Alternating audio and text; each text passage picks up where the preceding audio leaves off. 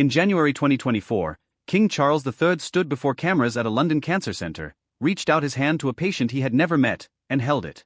No gloves. No formal distance. No velvet rope.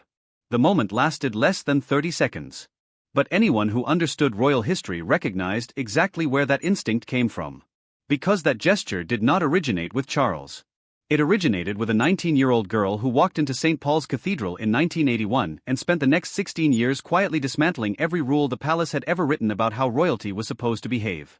And now, nearly 3 decades after her death, the institution she helped save is being forced to confront a question it has spent 30 years avoiding. What exactly does the House of Windsor owe Diana? And why is that question suddenly impossible to ignore? To understand what is shifting inside Buckingham Palace right now, you first need to understand what has been carefully, deliberately held in place for nearly 30 years. After Diana died in Paris on August 31, 1997, the palace faced an immediate crisis that had nothing to do with grief. It had to do with narrative control. Diana had not left the institution on good terms.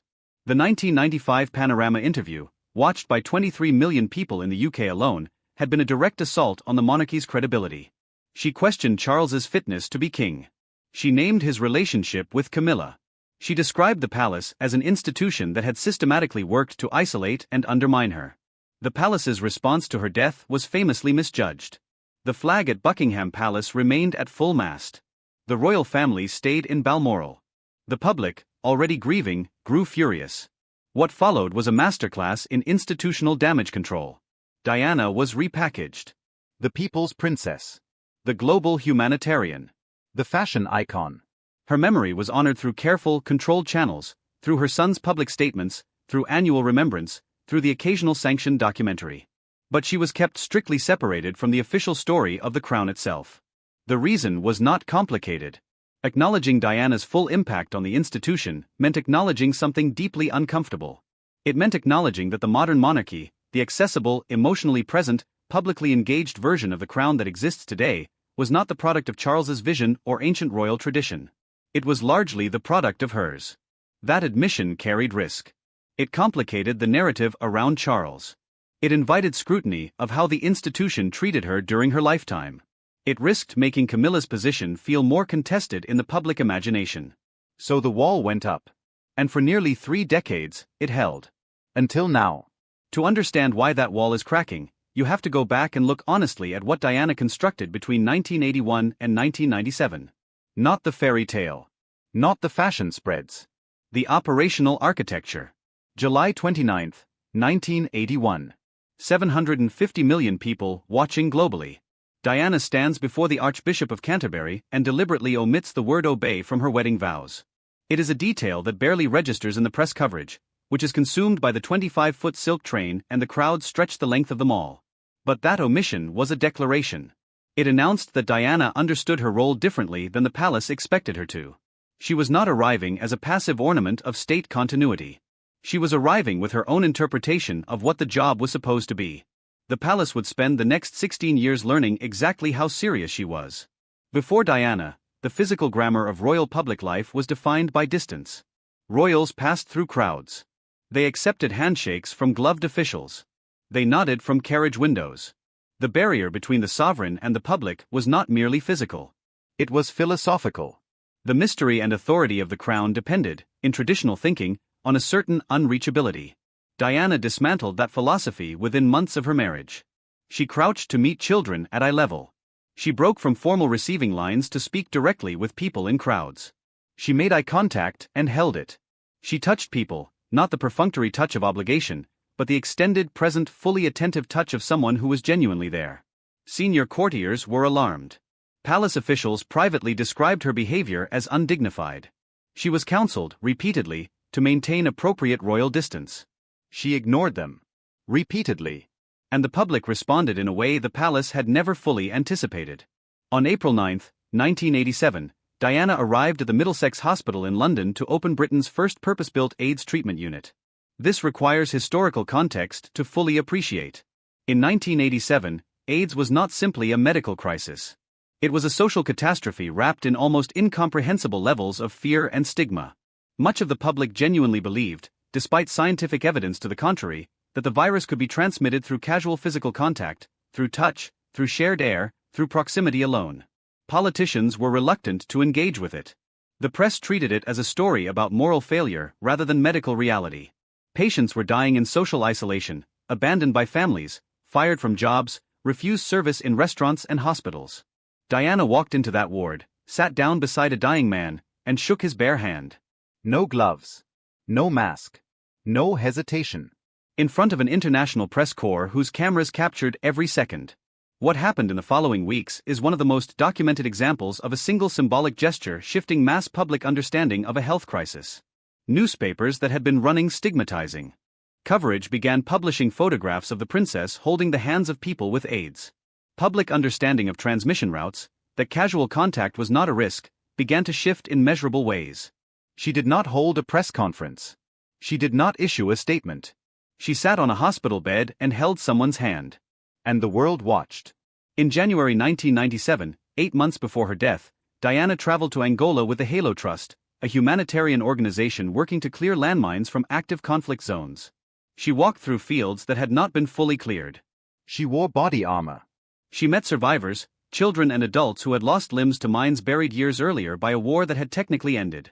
The photographs published globally, Diana in a protective visor, surrounded by landmine warning signs, kneeling beside a young amputee, generated a political controversy that reached the floor of the British Parliament.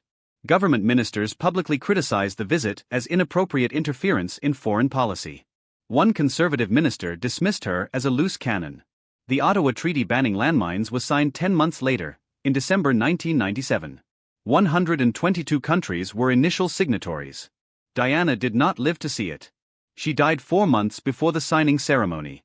But the campaign she amplified in those January photographs is directly credited by humanitarian organizations with accelerating the political momentum that made the treaty possible.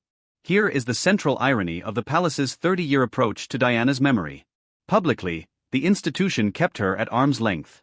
Privately, it spent 3 decades systematically adopting every method she pioneered. The walkabout, the informal crowd mingling that replaced stiff formal processions, became standard practice for every senior royal. The eyeline conversation, crouching, sitting, meeting people at their physical level rather than standing above them, became an expected element of royal public engagement. The active patronage model, where royals participate personally and physically in the work of their charities rather than simply lending their name to a letterhead, became the institutional standard.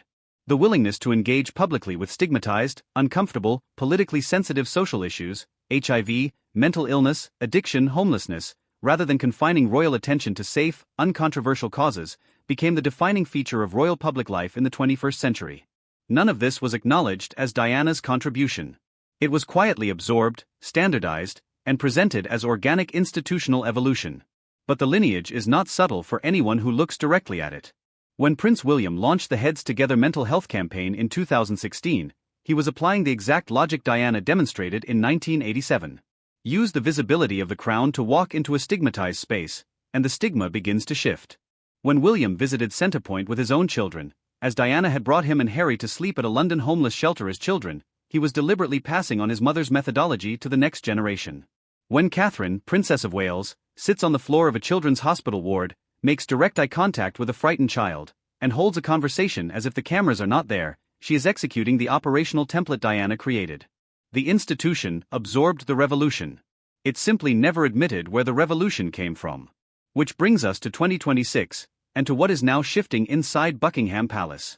King Charles III is approaching the established milestones of a reign that has been significantly more turbulent than many predicted.